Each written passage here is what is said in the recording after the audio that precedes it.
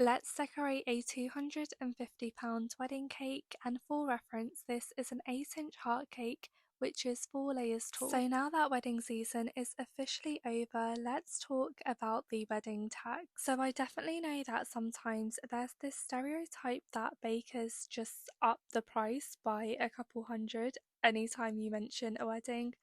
But honestly, when it comes to me and also a lot of other bakers I know, this could not be further from the truth. So for me personally, I definitely know that unlike some amazing wedding cake decorators, I really don't offer the luxury wedding experience or service when it comes to my cakes. And I'm talking about providing taster boxes, drawing up beautiful sketches of the cake beforehand, even meeting with your clients and your customers.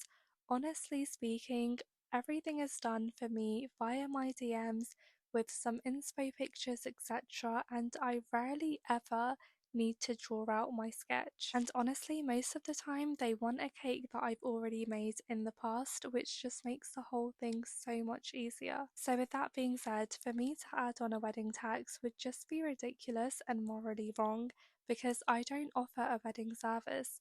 If you wanted to order a birthday cake from me or a wedding cake from me, you would be getting the same experience in customer service. And if I have a look at my most expensive cakes from this past year, these have not been wedding related in the slightest.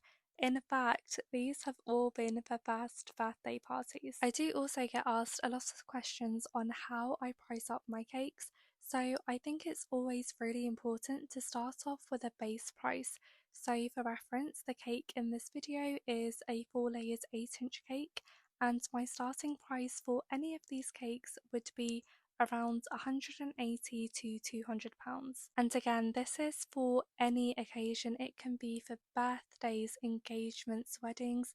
The price would not change depending on the occasion. I then asked my customers to give me a rough idea of the type of design they wanted and the level of detail, because this will tell me how many hours, or roughly how many hours, I'm spending on the cake. So for reference, the above cake took me about 3 hours to decorate, but this wasn't including baking time, and it also wasn't including any of the additional toppers that my customer wanted. And then of course you have to account for your cake board, your boxes, gas, electric, everything like that.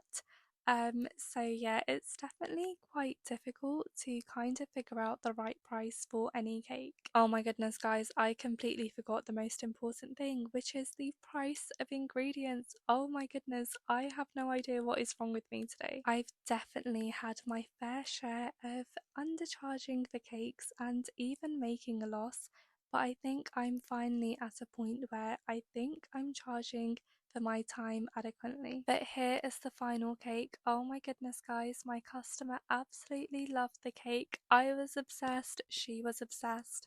So I hope you guys are just as obsessed with this cake as I am, and I'll see you guys in my next video.